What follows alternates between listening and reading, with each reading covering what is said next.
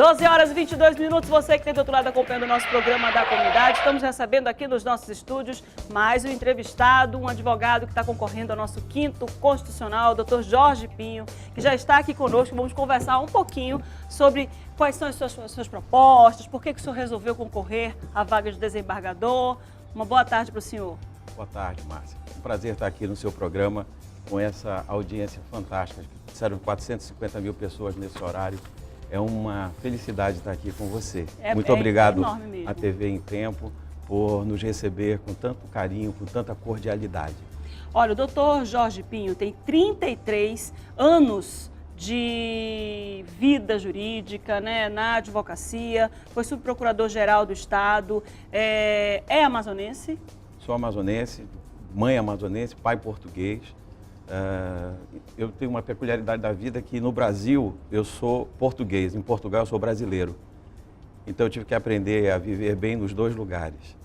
E como é que é para o senhor escolher essa decisão tão importante da sua vida? Por que o senhor resolveu se candidatar ao 5º para essa vaga de desembargador? Isso, na verdade, é o resultado de uma carreira construída, né?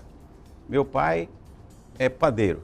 Meu avô era padeiro, meu bisavô era padeiro, meu tataravô era padeiro e um dia um governador me perguntou, o que você é? Eu disse, eu sou um degenerado. Desvirtuei da família, exatamente. Saí do caminho do pão. Exatamente, mas Deus sabe o que faz, não é? Isso me deu a oportunidade de enfrentar um grande desafio, grandes desafios na vida, lutar muito para conquistar um espaço dentro da advocacia. Depois fiz um concurso público, entrei na Procuradoria-Geral do Estado, que é um órgão que eu integro com muita felicidade. Tenho praticamente 30 anos como procurador do Estado e fiz tudo dentro da PGE, cheguei a ser procurador-geral do Estado, não só subprocurador, mas fui procurador-geral do Estado.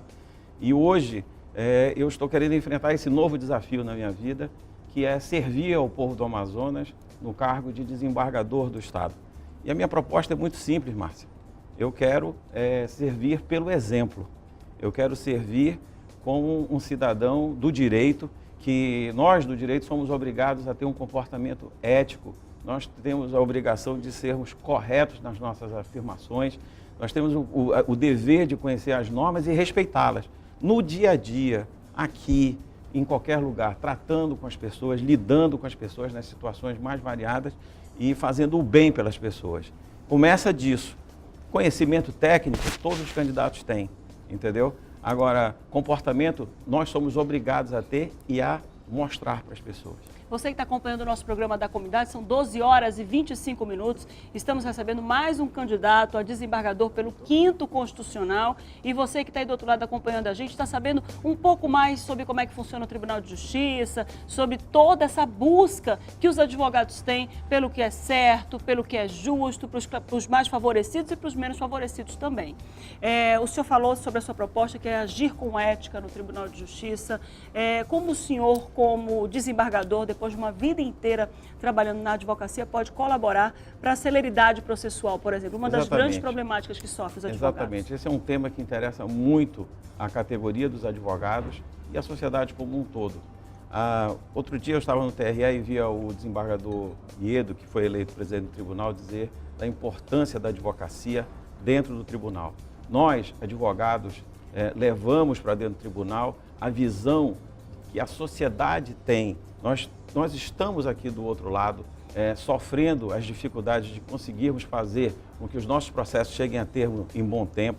Nós temos as dificuldades, por exemplo, com os nossos honorários, que são alimentos para as nossas famílias, né? São bandeiras que os advogados levam para dentro do tribunal. Isso causa uma oxigenação dentro do tribunal. E essa oxigenação é feita pela presença do advogado dentro do tribunal.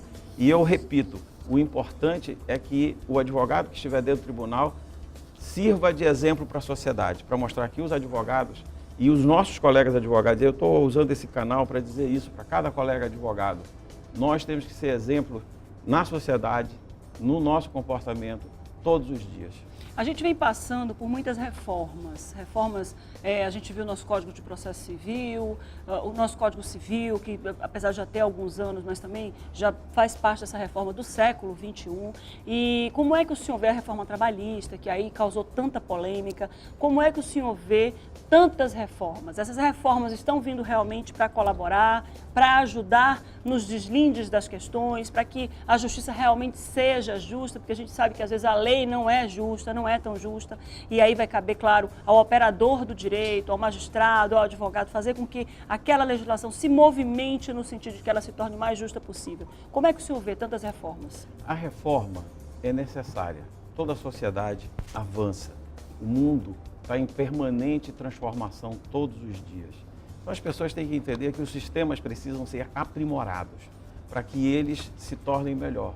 Então não há nada de errado na reforma. A reforma trabalhista, infelizmente, é um problema no Brasil, não por causa em si da reforma, mas por causa de um problema político que o governo federal não consegue transformar em lei aquelas medidas provisórias que foram aprovadas na reforma trabalhista. E que agora caducaram, né? Isso gera esse tipo de instabilidade que a gente chama de insegurança jurídica. Mas isso não retira a importância da reforma.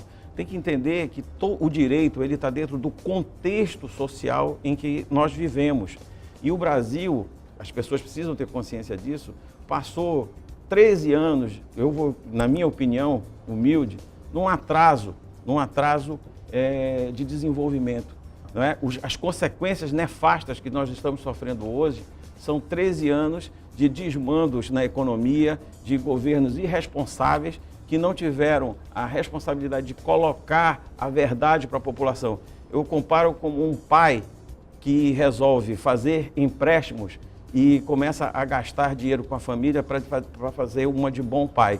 Daqui a um tempo a família está quebrada, falida, e ele vem e diz que não tem condições vai acabar. Não tem mais e o governo incitou, eu não vou dizer qual governo, mas basta olhar o que aconteceu no Brasil, os governos incitaram a população a se endividar, dizendo que isso iria aquecer a economia, e a realidade é mais forte do que tudo, mostrou que era uma falácia. Não é? E aí nós estamos agora tendo que rearrumar a casa, reconstruir as coisas, colocar tudo no lugar dentro com responsabilidade e com eficiência. Essa que é a verdade, não é? Então essas reformas todas que estão acontecendo são fazem parte desse passo para o progresso, para essa correção toda. Veja você na questão da reforma trabalhista, não é a nossa área lá no Tribunal de Justiça, mas vamos lá. A reforma trabalhista, pelo fato de ter sido feita, já gerou um aquecimento na economia. O Brasil, da forma como ficou, várias pessoas desempregadas. Então, uma legislação trabalhista antiga, obsoleta, entendeu? Criando dificuldades na questão de contratação, só ia gerar problemas. Na hora que você flexibiliza um pouco essa legislação, você cria novas oportunidades de emprego, novos tipos de trabalho, entendeu? Como é que o senhor vai dar o tom no seu julgamento? O que o senhor vai priorizar na conduta e na aplicação das leis quando o senhor for fazer os seus julgamentos de segundo grau? Isso é a aplicação do direito em si. Isso é a obrigação de cada magistrado, conhecer o direito. O que precisa, na verdade, é que o tribunal julgue, não é? Que cada desembargador que receba os seus processos julgue. O meu comprometimento com a categoria é isso, eu vou querer dar esse exemplo lá. Dar o exemplo de colocar a minha pauta em dias, colocar os meus processos. Quando você coloca, eu dei aula no passado, fui professor de inglês. Quando a gente queria ensinar alguém a ter uma boa pronúncia, sabe o que você fazia? Você colocava do lado de um aluno que tinha uma boa pronúncia, sabe por quê? Porque ele começava a ouvir ali do lado uma pronúncia melhor no ouvido dele, e ele começava a melhorar a pronúncia, entendeu? Então, quando você coloca alguém bom num determinado local, alguém que tem uma boa proposta, aquilo contamina para o bem, contamina para o efeito positivo. Essa é a minha proposta. Parece que vibra, né? Vibra positivamente, o mundo né, vibra. Há uma frequência que está em tudo, entendeu? O senhor falou agora há pouco sobre os honorários advocatícios, né? E é impressionante como as pessoas pensam que o advogado ele sai da faculdade com uma poupança, né? E que pode ir trabalhando sem receber. E que no final do processo ainda continua não precisando de dinheiro para nada, né? Como é que o senhor vai colaborar com isso? Porque a gente sabe que o advogado, um dos entrevistados que vieram aqui, é engraçado que ela usou uma expressão que eu vejo muitos advogados se sentindo exatamente daquele jeito. Todo advogado, ele acorda todos os dias desempregado. Ele tem que fazer o trabalho dele, fazer a renda dele todos os dias. Perfeito. O advogado militante, ele precisa, primeiro é isso, honorários são alimentos da família do advogado. E eu tenho uma característica que eu sou advogado público e advogado privado. Nós podemos exercer essas duas advocacias. E é impressionante como nesse ponto há uma total convergência. Não é? Por quê? Porque também são alimentos. Não é? Então, precisa haver, por parte do julgador, um respeito à remuneração. E a questão é muito simples, para a população entender. Existe um aviltamento, às vezes, por algumas decisões judiciais, que aviltam os honorários, dizendo assim, para que vai ganhar tanto, é muito dinheiro e tudo mais. Está previsto na lei, isso não é favor nenhum, está colocado na norma processual, o valor que tem que ser arbitrado em honorários, tem que respeitar isso. E criar meios que facilitem o recebimento desses honorários. Por exemplo, existem os honorários contratuais. Por que não facilitar para que o advogado possa também receber os honorários contratuais? É um direito, foi feito um contrato. O contrato é lei entre as partes, tem que ser respeitado. Sabe o que acontece nessa parte? Quando o advogado tem honorários contratuais e o dinheiro é pago diretamente para o cliente, às vezes o advogado tem dificuldade de receber com o cliente. Entendeu? E quando o advogado comete algum erro, nós temos a Ordem dos Advogados, que tem um tribunal de ética que é altamente eficiente. Todas as vezes que há problema com advogados são chamados. Hoje, com quase 13 mil advogados, é uma realidade dentro da OAB os advogados serem convocados para prestar contas com os advogados. E isso com os seus clientes. Com os seus clientes, né? 12 horas e 34 minutos. Doutor Jorge, muito obrigado por ter vindo hoje aqui conversar conosco. O senhor pode fazer suas considerações finais.